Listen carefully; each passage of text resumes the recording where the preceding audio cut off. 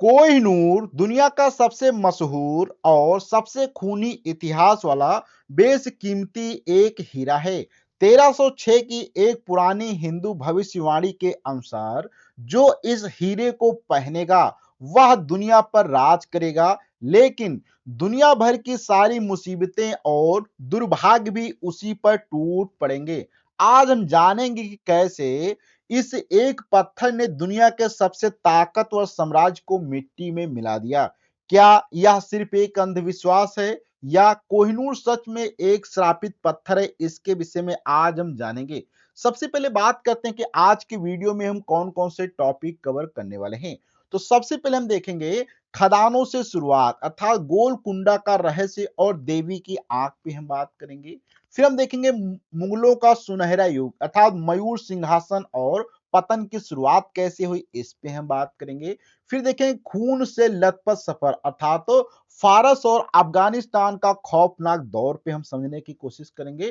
फिर पंजाबों के शेरों का उदय अर्थात महाराजा रणजीत सिंह और सिख साम्राज्य पे हम बात करेंगे। फिर ब्रिटिश राज का छल अर्थात ट्रीटी ऑफ लाहौर और आज का आधुनिक विवाद पे हम डिटेल से बात करने वाले हैं। तो ये वीडियो काफी ज्यादा इंपॉर्टेंट रहने वाला है क्योंकि यहाँ पे हम कोहिनूर हीरे की जो शुरुआत से लेके हिस्ट्री पे हर एक चीज पे बात करने वाले हैं।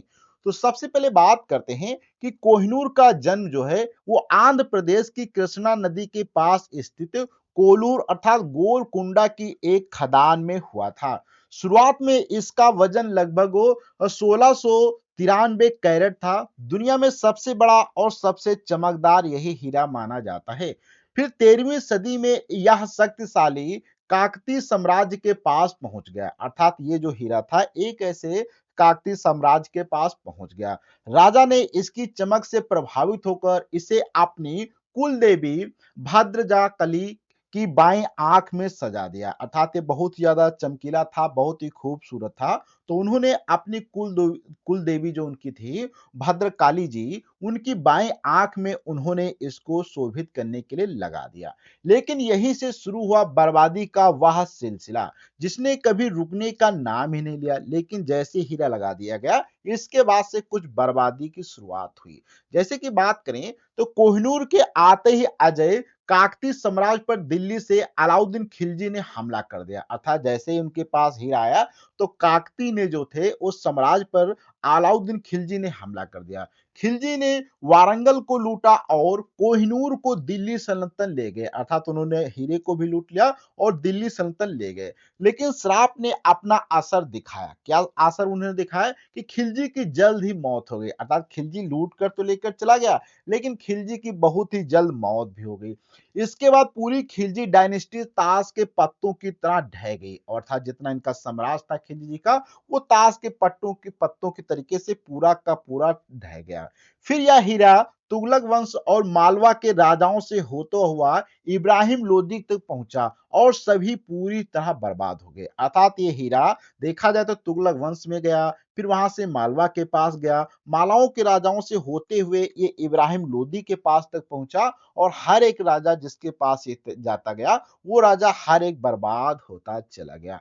अब थोड़ा सा हम देखते हैं कि 1516 में पानीपत की जंग जीतकर मुगल शासक बाबर ने कोहिनूर पर कब्जा किया अर्थात जो पानीपत का युद्ध हुआ था 1526 में उसको जब बाबर ने जीता तो कोहिनूर को उन्होंने जो है अपने कब्जे में कर लिया। फिर बाबरनामा में लिखा गया इसकी कीमत से पूरी दुनिया को एक दिन का खाना खिलाया जा सकता है और उन्होंने कहा कि इसकी कीमत इतनी ज्यादा है कि इसकी कीमत को अगर बेच के तो पूरी दुनिया को एक दिन खाना खिलाया जा सकता है।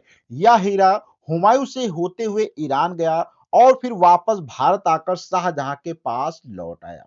शाहजहां ने इसे अपनी बेशकीमती मयूर सिंहासन के सबसे ऊपर जड़वा दिया अर्थात जो उनका सिंहासन था मयूर वाला उसके ऊपर उन्होंने जड़वा दिया।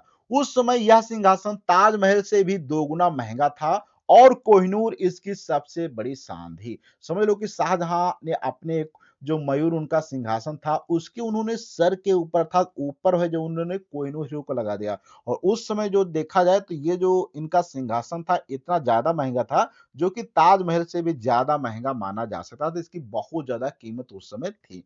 अब थोड़ा सा बात करते हैं सत्ता है, अर्थात कोहिनूर सिंहासन पर सजते ही विशाल मुगल साम्राज्य को मानो नजर लग गई और जैसे ही कोहिनूर सिंहासन पर लगा वैसे ही मान लो मुगल साम्राज्य जो चल रहा था उसको किसी की नजर लग गई। शाहजहां के अपने ही बेटे औरंगजेब ने उन्हें आगरा के किले में जीवन भर के लिए कैद कर दिया। आप समझो कि शाहजहां का जो खुद का बेटा जो था औरंगजेब, उन्हें आगरा के किले में जीवन भर के लिए क्या है कैद कर दिया।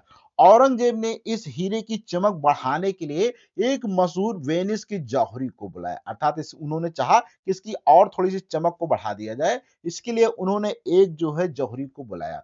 फिर लेकिन जौहरी की गलती से हीरा टूट गया और जो है 1793 कैरेट से घटकर केवल 1686 कैरेट रह गया। आप समझो ये कितना था, ज्यादा पहले था, फिर 186 कैरेट ही बच गया था। पहले ज्यादा था, 1793 कैरेट था, अर्थात 1713 कैरेट था, लेकिन जैसे उनसे टूट गया तो ये बहुत ही कम, अर्थात 100 जो है केवल 86 कैरेट ही बच रह गया। हीरे के टुकड़े होने के साथ साथ भारत के सबसे शक्तिशाली साम्राज्य का पतन भी शुरू हो गया। जैसे हीरा टूटा उसी प्रकार से जो भारत में इनका साम्राज्य चल रहा था काफी शक्तिशाली, उसका भी पतन होना स्टार्ट हो गया। अब थोड़ा सा बात करते हैं, तो मुगलों की कमजोरी का फायदा उठाकर 1739 में फारस के नादिर शाह ने दिल्ली में भयंकर जो है कत्लेआम मचाया, अर्थात नादिर शाह जो था वो फारस से आया और उसने दिल्ली में कत्लेआम मचा दिया। उसे गुप्त जानकारी मिली कि मुगल शासक मोहम्मद शाह रंगीला ने कोहिनूर को अपनी पगड़ी में छिपा रखा है। जैसे ही उसको एक खबर मिलती है तो नादिर शाह ने दोस्ती के नाम पर पगड़ी बदलने की पुरानी परंपरा का नाटक किया और उन्होंने अपनी पगड़ी को बदलने का नाटक किया। पगड़ी से गिरते हीरे की चमक देखकर नादिर शाह के मुंह से निकला, कोहिनूर रोशनी का पहाड़। इस चालाकी से दुनिया के सबसे महंगे हीरे को उसका हमेशा के लिए पहचाना जाने वाला नाम मिल गया, अर्थात तो जो नाम जाना जाता है कोहिनूर, वो जो है नादिर शाह ने ही इसको नाम दिया जब वो गिरता है उनके पगड़ी से। फिर यहाँ पे थोड़ा सा आगे बात करते हैं, तो कोहिनूर नादिर शाह के साथ फारस चला गया, लेकिन श्राप ने उसे पागल कर दिया, अर्थात तो नादिर शाह के साथ फारस तो चला गया कोहिनूर, लेकिन श्राप ने उसे पागल कर दिया और उसके रक्षकों ने ही उसकी हत्या कर दी। अब समझ लो कि ये हीरा कितना डेंजरस था। फिर यह हीरा अफगानिस्तान के दुरानी साम्राज्य में पहुंचा, जहां भाइयों में सत्ता के लिए खून की जंग छिड़ गई। और जैसे अफगानिस्तान जाता है वहां पे भाइयों के बीच में इसको कौन लेगा इसके विषय में भी जंग छिड़ गई। राजाओं की आंखों में जो है गर्म सलाखें डाली गई और सिर पर पिघला हुआ शीशा डाला गया। इसकी कीमत पर वफा बेगम ने कहा था, चारों दिशाओं और ऊपर आसमान में पत्थर फेंको, उस पूरी जगह को सोने से भर दो, तब भी वह कोहिनूर की कीमत के बराबर नहीं होगा। उन्होंने कहा कि कोहिनूर की इतनी ज्यादा कीमत है, अगर आप चाहें तो बहुत ज्यादा आप चारों दिशाओं में पत्थर आसमान पे फेंके, सोने से हर एक चीज को भर दे, फिर भी जो होगा इसकी कीमत कोहिनूर से नहीं तुलना की जा सकती है। आप थोड़ा सा आगे बात करते हैं, खून खराबे से बचकर शाह और सूजा दुरानी कोहिनूर लेकर अपनी जान बचाते हुए लाहौर भाग गए। कहां भाग गए? लाहौर भाग गए। वहां सिख साम्राज्य के संस्थापक को महाराजा रणजीत सिंह ने उसे शरण दी और बदले में कोहिनूर ले लिया, अर्थात जो महाराजा रणजीत सिंह थे उन्होंने उनको अपने यहाँ रुकने की तो शपथ अर्थात रहने का शरण दे दिया, लेकिन उन्होंने कोहिनूर हीरा को ले लिया। फिर शेरे पंजाब महाराजा रणजीत सिंह ने इसे गर्व से अपने बाजूबंद में पहनते रहे। फिर क्या उन्होंने अपने बाजूबंद में इसको कोहिनूर को पहनना स्टार्ट कर दिया। उनके पास कोहिनूर आते ही शक्तिशाली सिख साम्राज्य अपने भौगोलिक चरम पर पहुंच गया और ये जो था जो सिख साम्राज्य था वो बहुत ही ज्यादा ऊंचे स्तर पर पहुंच गया। लेकिन यह उस भयानक तूफान से पहले की शांति थी जो जल्द ही पूरे साम्राज्य को निगलने वाली थी, अर्थात ये बहुत ही ऊंचाई पे तो सिख साम्राज्य पहुंच रहा था, लेकिन इसी के कुछ क्षणों बाद यहाँ पे बहुत बड़ी घटना होने वाली थी। वो घटना थी 1839 में महाराजा रणजीत सिंह की मौत हो गई और अंतिम दिनों में वह इस हीरे के जगन्नाथ मंदिर के दान करना चाहते थे और अंतिम समय में वह इस हीरे को जो थे वो जगन्नाथ मंदिर में इसको दान करना चाहते थे, लेकिन उनके मंत्री नहीं माने और अगले ही दिन से सिख साम्राज्य ताश के पत्तों की तरह बिखरने लगा। अगले 4 सालों में राजा खड़क सिंह, नौनिहाल सिंह और शेर सिंह की हत्या या जहर देकर मौत हो गई। एक के बाद एक हत्याओं से साम्राज्य इतना कमजोर हो गया कि 5 साल के दिलीप सिंह गद्दी पर बैठ गए। बताओ, मतलब बड़े जितने भी राजा बनने वाले थे, वो सारे के सारे मर गए। तो जो 5 साल का दिलीप सिंह बच्चा था, उसको फिर गद्दी पे बैठाया गया। श्राप ने एक बार फिर एक विशाल साम्राज्य के वारिस को बेरहमी से खत्म कर दिया और ये बच्चा जो था फिर से यहाँ पे खत्म हो जाता है।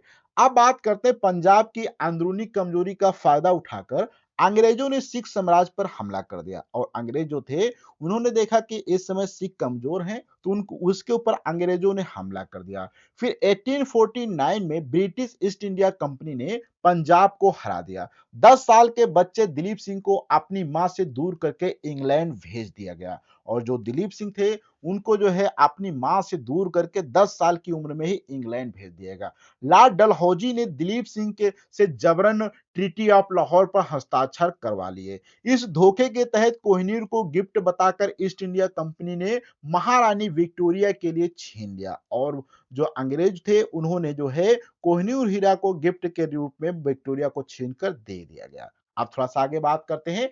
फिर 1850 में कोहिनूर को बेहद गुप्त तरीके से एक पानी के जहाज के जरिए लंदन भेजा गया। सफर में भयानक तूफान आया और जहाज कई बार डूबते डूबते भी बच गया। जैसे ही कोहिनूर ब्रिटेन पहुंचा, ब्रिटेन के प्रधानमंत्री रॉबर्ट पील की घोड़े से गिरकर दर्दनाक मौत हो गई। आप समझ सकते हैं कि कोहिनूर हीरा जिधर भी जा रहा था, हमेशा खून खराबा होते ही जा रहा था। उसी समय एक आदमी ने लोहे की रॉड से महारानी विक्टोरिया पर जानलेवा हमला भी कर दिया। ब्रिटिश प्रेस और जनता को समझ आ गया कि इस हीरे से जुड़ा श्राप और अंधविश्वास कोई मजाक नहीं था। फिर 1851 में इसे लंदन की जनता को दिखाया गया, लेकिन लोग निराश हुए। यह एक साधारण कांच के टुकड़े जैसा दिख रहा था। प्रिंस अल्बर्ट ने इसकी चमक बढ़ाने के लिए इसे फिर से यूरोपियन स्टाइल में तराशने का आदेश दिया। तराशने के बाद इसकी चमक तो बढ़ी, लेकिन वजन 40% घटकर 105.6 कैरेट रह गया। श्राप से डरकर ब्रिटिश शाही परिवार ने एक सख्त और ऐतिहासिक नियम बनाया। क्या ऐतिहासिक नियम बनाया कि कोहिनूर को केवल शाही महिलाएं ही पहनेंगी, कोई भी राजा इसे अपने पास नहीं रखेगा। फिर इसके बाद थोड़ा सा अगर आगे बात करें तो आज कोहिनूर टावर ऑफ लंदन के ज्वेल हाउस में भारी सुरक्षा के बीच कैद रखा गया है। 1947 के बाद से भारत ने कई बार कूटनीतिक तरीकों से इसे वापस मंगाने की कोशिश की है, लेकिन सिर्फ भारत ही नहीं, पाकिस्तान अर्थात लाहौर जिसकी राजधानी है, अफगानिस्तान अर्थात दुरानी और ईरान भी इस पर अपना दावा ठोकते हैं। ब्रिटेन ब्रिटेन का तर्क है कि इसे ट्रीटी ऑफ लाहौर के तहत वैध रूप से हासिल किया गया है और वो कहता है कि इसको जो ट्रीटी ऑफ लाहौर के अंतर्गत इसको हमने वैध रूप से हासिल किया है और 1970 का यूनेस्को कन्वेंशन भी इसे वापस नहीं ला सकता, क्योंकि यह कानून 1970 से पहले हुई घटनाओं पर लागू नहीं होता है। अब थोड़ा सा आगे बात करते हैं। तो गोलकुंडा की मिट्टी से निकलकर ब्रिटिश क्राउन तक कोहिनूर का यह पूरा सफर खून से लिखा गया है। काकती, खिलजी, तुगलक, मुगल, दुरानी और सिख जो भी पुरुष राजा इससे टकराया वह मिट्टी में मिल गया। आप समझ सकते हैं कि ये हीरा इतना डेंजरस है, जिन राजाओं के पास ये हीरा गया उन सभी को काफी नुकसान भुगतना पड़ा। आज यह हीरा ब्रिटिश उपनिवेशवाद और ऐतिहासिक लूट का सबसे बड़ा प्रतीक बन चुका है।